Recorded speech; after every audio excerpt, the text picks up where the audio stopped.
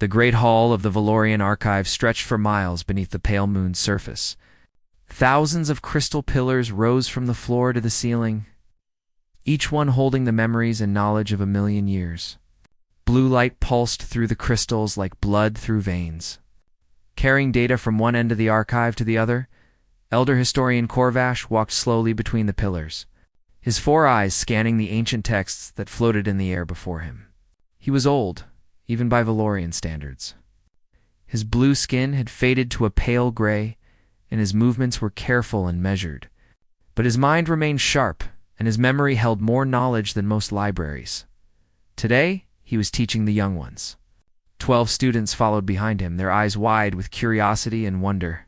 They had never been allowed in the deep archives before. This was a special day.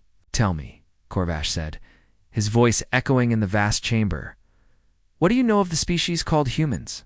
The students looked at each other with confusion. One of them, a young female named Sela, raised her hand. "They are from the old stories, Elder. The ones our parents told us when we were small. They lived on a planet called Earth, far away at the edge of the galaxy."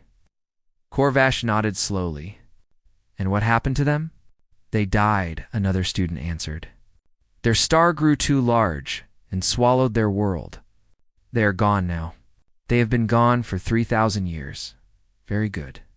Corvash stopped before one of the oldest pillars in the archive. The crystal here was darker than the others, and the light that pulsed through it was dim and weak. "This pillar holds the last records of humanity. I want you to see them." He pressed his hand against the crystal, and images appeared in the air. The students gasped. They saw a small blue planet covered in water and green land. They saw cities of glass and steel rising toward the sky. They saw creatures that walked on 2 legs, with soft skin and hair on their heads.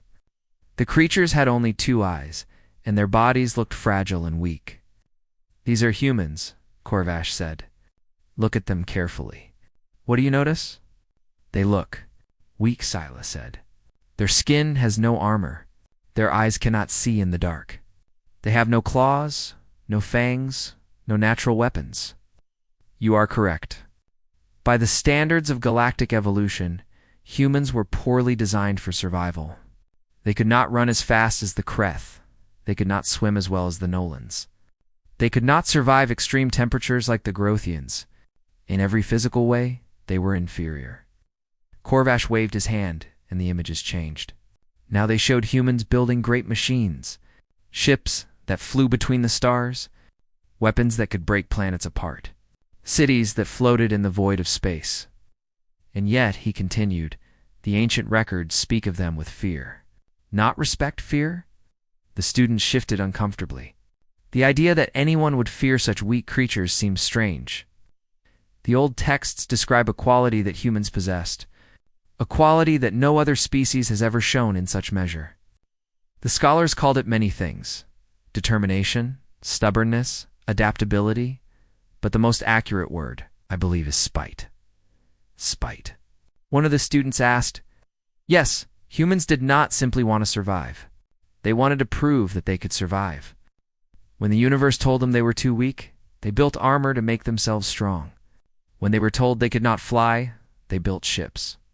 When they were told they could not leave their planet, they spread across the stars. Every obstacle made them more determined. Every defeat made them angrier. They did not know how to give up."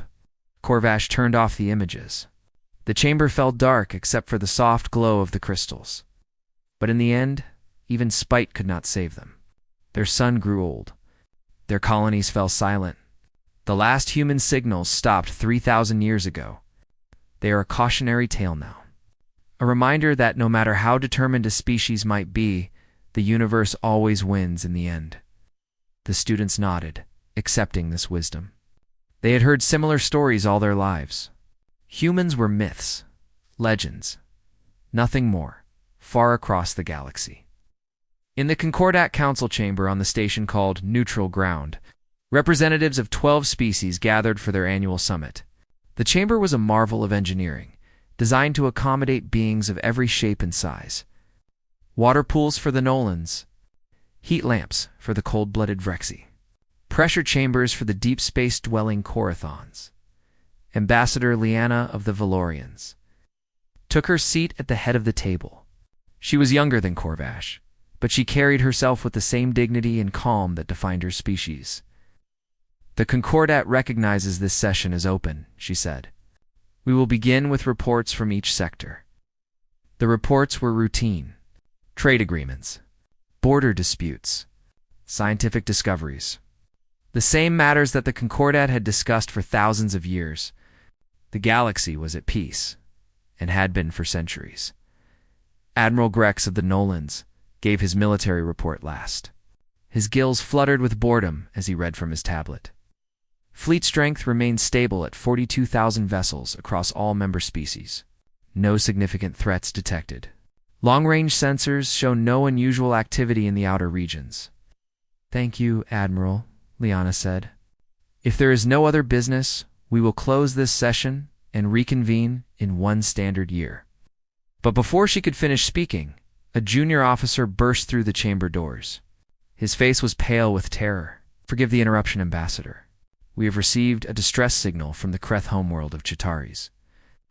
Grex rose from his seat. "What kind of distress signal?" "Invasion, sir? They say they are under attack by an unknown force. Ships unlike anything in our records." The message was cut off before they could provide more details. The chamber erupted in chaos. Species that had known peace for generations suddenly faced the reality of war. Questions flew from every corner. How many ships? What weapons? Where did they come from? Liana raised her hand for silence. "Send our fastest ships to Chitaris. We need information before we can act." But deep in her heart, she felt something she had not felt in many years. Fear. The universe was changing, and the Concordat was not ready. 3 weeks later, the scouts returned with their report. Chitaris was gone. 12 billion Kreth were dead or enslaved. The enemy called themselves the Zithrani Dominion, and they were coming for everyone in the Valorian archive. Elder historian Corvash continued to teach his students about humans. He told them that legends could not save them, that myths would not protect them from the darkness that was spreading across the stars. He was wrong about that. He was very wrong. But he would not learn the truth until the sky itself turned to steel and the forgotten species returned from beyond the edge of everything. The Zithrani came from the darkness between galaxies, from a void so empty that light itself seemed afraid to cross it. No one knew how long they had traveled or how many worlds they had consumed before reaching the Milky Way. All anyone knew was that they were hungry, and they did not stop. Their ships were black as the space they came from. They absorbed light instead of reflecting it, making them almost invisible against the stars. Their weapons fired beams of energy that could cut through shields like paper. Their soldiers were bred for war. With armored skin and claws that could tear through metal, Supreme Commander Xyraxis stood on the bridge of his flagship and watched the planet. Chitaris burned. The Kreth had fought bravely, he had to admit. Their insectoid warriors had thrown themselves against his landing forces with no thought of surrender. But bravery meant nothing against superior numbers and firepower. "How many did we capture?" he asked his lieutenant. 4 billion survivors, Supreme Commander. The rest were killed in the bombardment or died fighting. "Yes. Separate the strong ones for the work camps. The weak ones go to processing." The lieutenant hesitated. "Processing, sir." Xyraxis turned his cold eyes toward the younger officer. "The Dominion does not waste resources. Every species has something to offer. The Kreth have strong exoskeletons.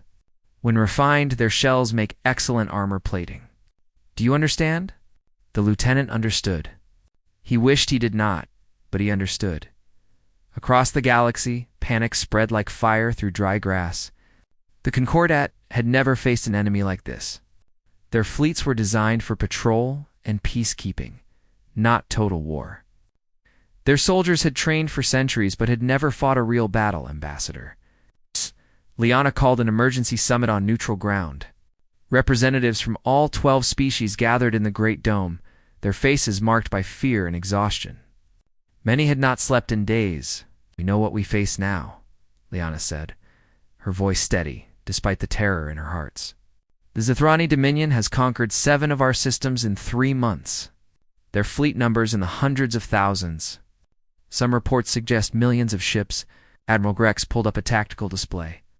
The hologram showed the galaxy, with red dots spreading from the outer rim toward the core. There were so many red dots. Our combined fleets total 40,000 vessels, Grex said. Even if we gathered every ship from every species, we could not match their numbers. We would need a miracle to survive. Then we negotiate, Counselor Vreth of the Grothians suggested. His crystalline body pulsed with nervous energy. We offer them tribute, territory, whatever they want. Surely they can be reasoned with. We tried, Liana replied quietly. 3 diplomatic missions. They destroyed the first 2 without responding. The third mission managed to establish contact for 17 seconds before they were killed. What did the Zithrani say? Liana closed her 4 eyes for a moment. When she opened them again, they were filled with sorrow. They said that all life not of their kind is contamination. They said they are cleaning the galaxy. They said they will not stop until every other species is extinct. The dome fell silent. Every representative understood what this meant. There would be no peace. There would be no surrender. There would only be war until one side was completely destroyed. It was Counselor Vreth who finally spoke. Then we fight. Even if we cannot win, we fight. Our children deserve to know that we did not go quietly. Others nodded in agreement. It was not much of a plan, but it was all they had. Then the communication console at the center of the dome flickered to life. A signal was coming through on a channel that no one recognized. The frequency was old, older than the Concordat itself. It was reserved in ancient protocols for a species that had been dead for 3,000 years. This is impossible, the communications officer said, his hands trembling as he worked the controls. This channel was locked by the Founders. No one has the codes to access it. Unlock it, Liana ordered. Let us hear what this signal has to say. The officer worked quickly. After a moment, a voice filled the dome. It spoke in 100 languages simultaneously, including every Concordat tongue. The voice was calm and clear, and it carried an authority that made everyone in the room stand a little straighter. This is Admiral Daniel Hayes of the United Earth Navy. Commanding Officer of the 1st Expeditionary Fleet, we have monitored the Zithrani incursion into this region of space. We are aware of the threat you face. Hold your positions. Do not engage the enemy. We are coming. For a long moment, no one moved. No one spoke. The words hung in the air like a physical thing, impossible and yet undeniable.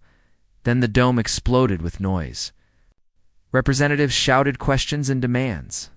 Some called it a trick, a trap set by the Zithrani to confuse them. Others insisted it was impossible, that humans had been dead for millennia. Liana raised her hand for silence. When the noise died down, she turned to her communications officer. Can you trace the signal? Where did it come from?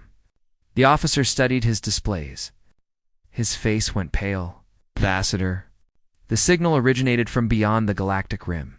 Far beyond. At least 3 million light-years distant. That is impossible, Admiral Grex said. Nothing lives out there. There is nothing but empty void. Signal is real, Admiral. And there is more. The officer swallowed hard. I am detecting multiple hyperspace signatures forming at the edge of Concordat space. Thousands of them. More than I can count. Liana felt something she had not felt since she was a child. Hope. It was a small thing, fragile and uncertain. But it was there, whoever you are, she whispered to the darkness between stars. Please be what you claim. Please be real. Please save us. In the void, the signatures grew stronger. Ships were coming. Ships beyond counting. Ships that belonged to a species the galaxy had forgotten.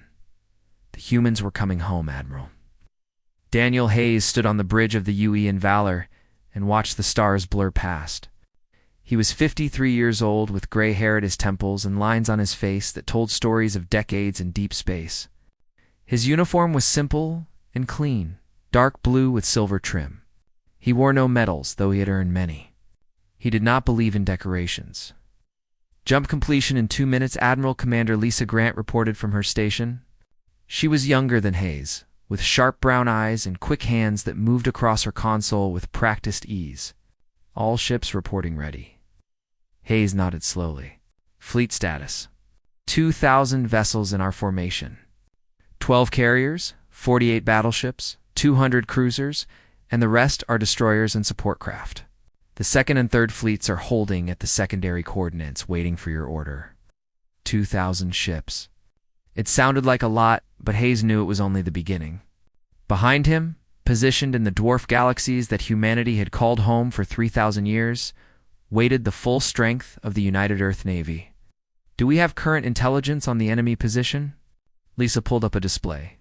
Red icons filled the screen, clustered around a planet that glowed with fire and destruction. The Zythrani have gathered their main fleet above Valoria Prime. Our drones count approximately 500,000 vessels. They appear to be preparing for a major offensive into the Concordat core systems. 500,000. Hayes allowed himself a small smile. They think that is a lot. He turned to face his bridge crew.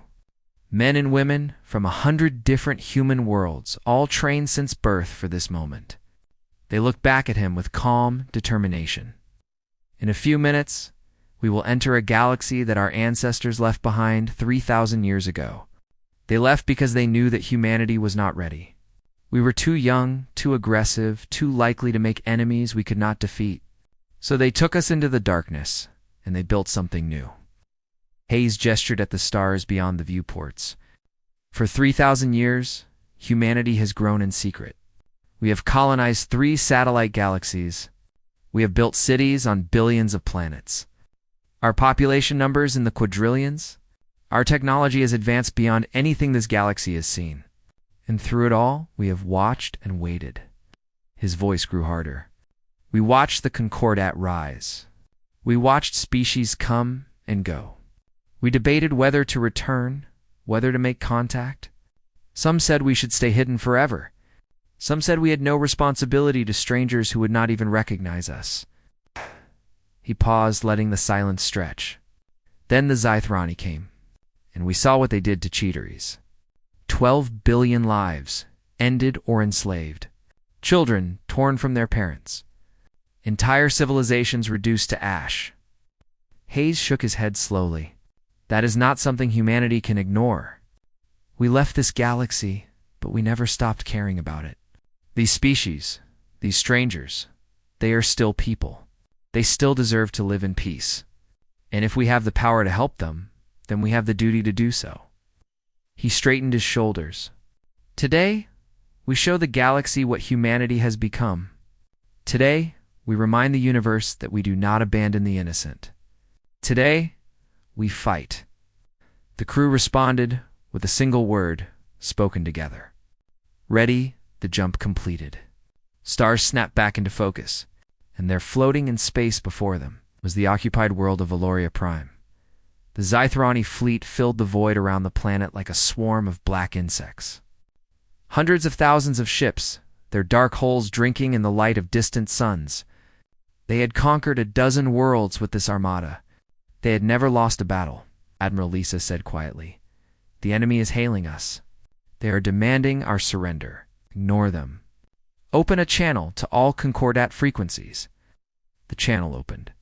Hayes spoke clearly, knowing that billions of beings across the galaxy were listening. People of the Concordat, this is Admiral Daniel Hayes of the United Earth Navy. 3,000 years ago, humanity left this galaxy. We went into the darkness to grow, to learn, to become something better. We have returned because innocents are dying, and we have the power to stop it. He looked at the tactical display, at the enemy fleet that vastly outnumbered his own, to the Zythrani Dominion. You believe yourselves to be the supreme power in this universe. You believe that numbers and cruelty make you invincible. You are wrong. Humanity has faced worse than you.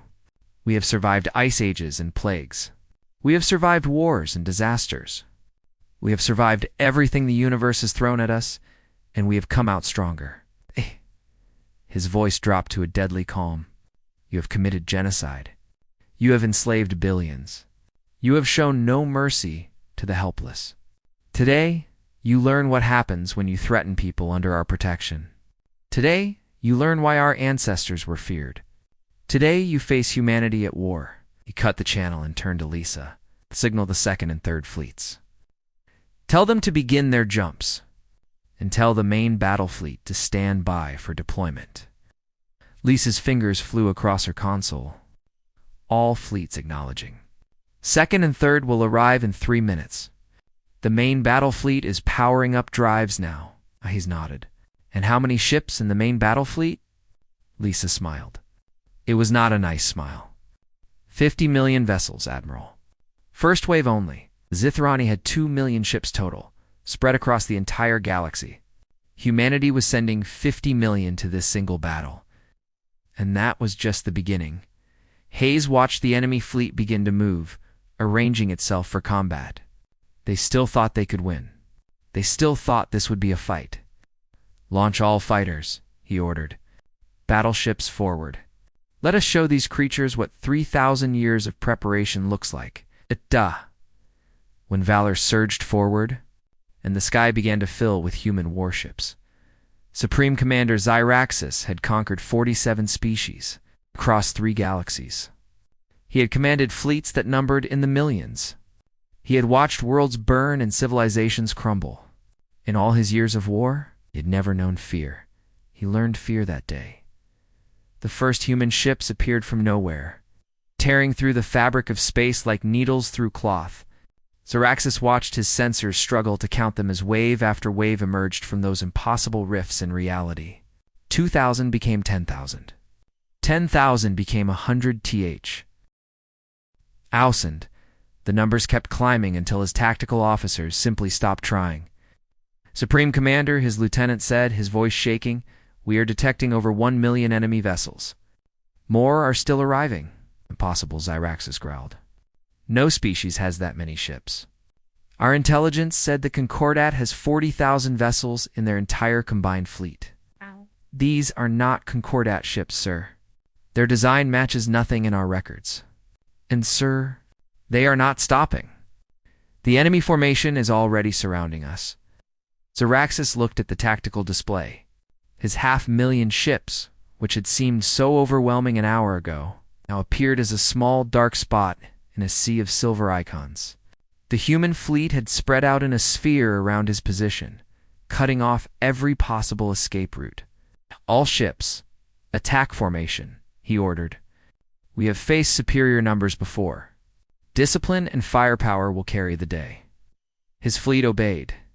500,000 Zithrani warships arranged themselves into their deadliest configuration, weapons charged and ready. They had used this same formation to destroy the Kreth home fleet in 6 hours. They had broken the Nolan defense line in 4. The humans attacked in 12 minutes. Lieutenant Kevin Park flew his fighter through a storm of fire and steel. His craft was a needle of silver and white, designed by engineers who had spent generations perfecting every system. It moved like an extension of his body, responding to his thoughts almost before he completed them. Blue Squadron, follow my lead, he called over the comm. We are going for their command ships. Hit them hard. Hit them fast. Do not give them time to react. His squadron numbered 20 pilots, all of them trained from childhood in the art of space combat. They had run this simulation 10,000 times. They had practiced against every known enemy tactic and invented a few of their own.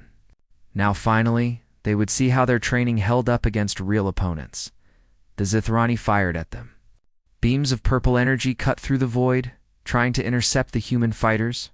But the humans were too fast, too agile. They twisted and spun through the enemy fire, like dancers avoiding raindrops. Kevin targeted the nearest Zithrani command ship, a massive black vessel covered with weapons arrays and sensor dishes. His targeting computer locked on to its weak points in seconds, feeding him information that the Concordat species would have needed hours to gather. Blue 2, Blue 3, hit them on the port side. Everyone else, follow me through the gap. His missiles launched in perfect sequence. They were smart weapons, designed to adapt to enemy countermeasures. When the Zithrani point defense tried to shoot them down, the missiles simply changed course and found another path. They struck the command ship's reactor core with surgical precision. The explosion lit up the void like a new sun. Kevin did not stop to admire his work. He was already moving to the next target. On the surface of Valoria Prime, the liberation had begun. Human drop pods fell from the sky like metal rain, burning through the atmosphere and slamming into the ground with enough force to shake buildings. Each pod carried a squad of Marines in powered armor, equipped with weapons that made the Zithrani seem primitive by comparison. Sergeant Maria Diaz was among the first to land. She kicked open her pod door before the dust had settled, her rifle up and scanning for threats. Her armor was a masterpiece of engineering, with strength amplifiers that let her lift a ground vehicle and shields that could stop tank rounds. All units advanced to the detention facility, she ordered. Intelligence says they are holding civilians there. We get them out, and then we push the enemy back to their landing zone. Her squad moved through the ruined streets of the Valorian capital. Signs of battle were everywhere. Burned buildings, shattered vehicles, bodies of Valorians who had died trying to resist the invasion. Maria felt her jaw tighten with anger. The detention facility was a large gray building surrounded by guard towers and fences. Zithrani soldiers patrolled the perimeter, their weapons ready. They had heard the fighting and knew something was wrong, but they had not yet seen the enemy. They saw Maria's squad a moment later. The battle was brief and brutal. Human weapons cut through Zithrani armor like it was paper. Human reflexes, enhanced by neural implants and decades of training, made the enemy seem slow and clumsy. In 90 seconds, every guard was down. Maria kicked in the main door. Inside, she found hundreds of Valorians huddled in cells and cages, elders, children, families, who had been torn from their homes and thrown into this place to await. Processing one old Valorian pressed himself against the bars of his cage, all four of his eyes wide with disbelief. Maria recognized him from the intelligence briefings. His name was Corvash, and he was one of the most respected historians in the Concordat. "It is all right," Maria said, her helmet translating her words into the Valorian language. "My name is Maria. I am a human. We are here to help you." Corvash stared at her. His mouth moved, but no words came out. Finally, in a voice that cracked with emotion, he managed to speak. "Human. But humans are legends, stories. You cannot be real." Maria smiled behind her visor. She reached down and tore the lock off his cage with her armored hand, the metal crumpling like foil. "We are very real, Elder, and we have come a very long way to find you."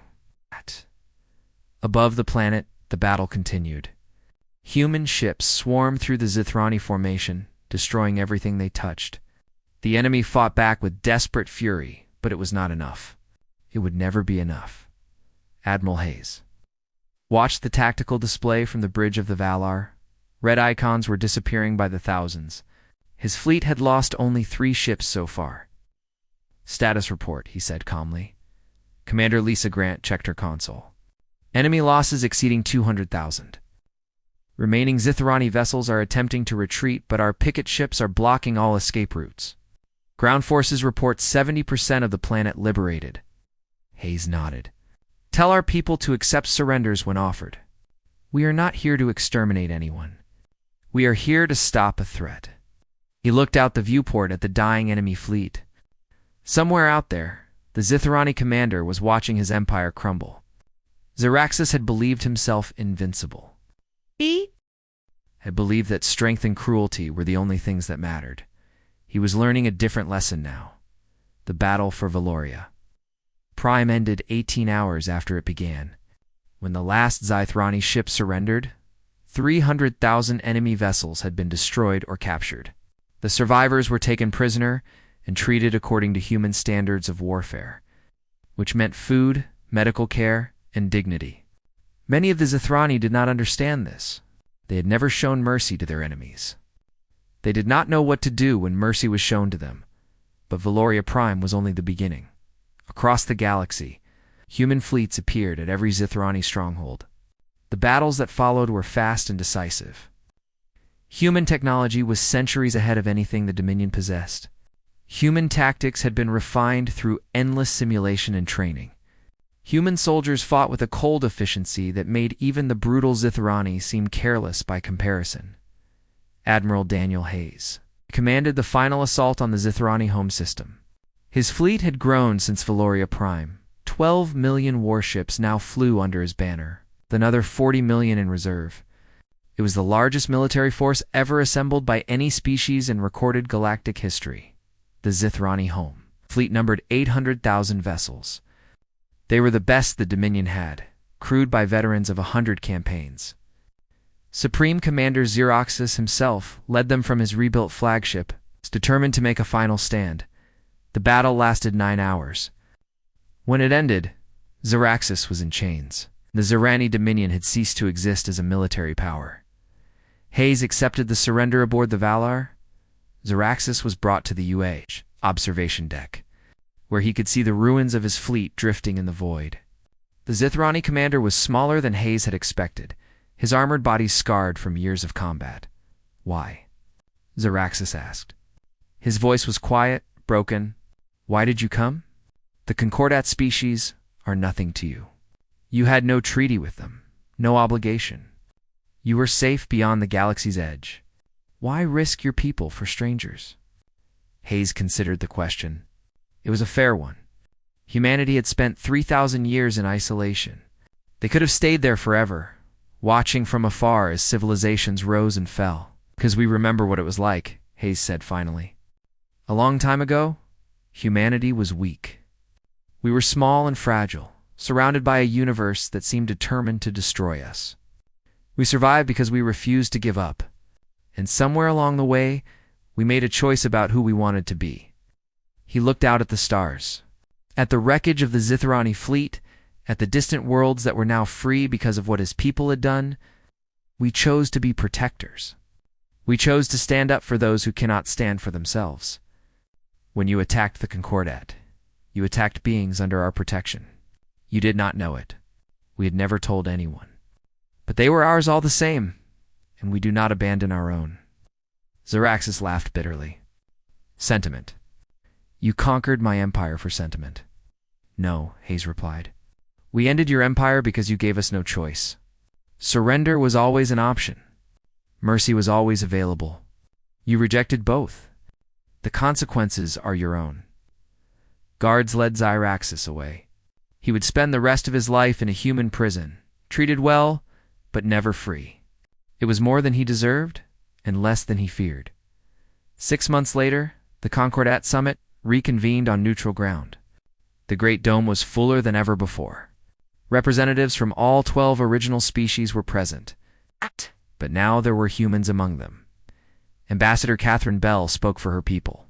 She was a woman in her late 40s, with kind eyes and a gentle voice that could turn to steel when needed. She had spent her entire career preparing for this moment. "We do not seek empire," she told the assembly. "We do not wish to rule you or replace the Concordat. Humanity left this galaxy 3,000 years ago because we were not ready to be good neighbors. We needed time to grow, to mature, to learn from our mistakes." She smiled softly. "We return now, not as conquerors, but as friends.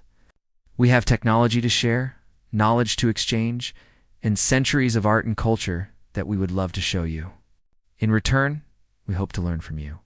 Every species here has something unique, something valuable. Together, we can build something greater than any of us could achieve alone." Elder historian Corvash rose from his seat. He had recovered from his time in the detention facility, though the experience had changed him. He was humbler now, more aware of how much he did not know.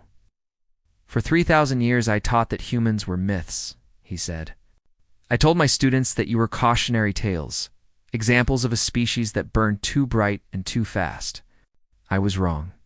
He turned to face Catherine Bell. "The ancient texts spoke of human determination. They spoke of your adaptability, your refusal to give up. They mentioned your spite, your stubborn need to prove the universe wrong. But they failed to mention your compassion." His 4 eyes shone with emotion. "Sergeant Maria Diaz broke open my cage with her bare hands. She could have left me there. She could have focused on military objectives. Instead, she stopped to comfort frightened children and carry wounded elders to safety. That is not the behavior of a myth. That is the behavior of people who care.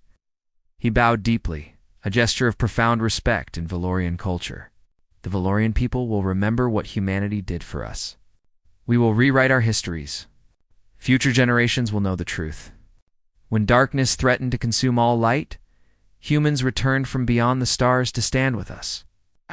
One by one, the other representatives rose and spoke.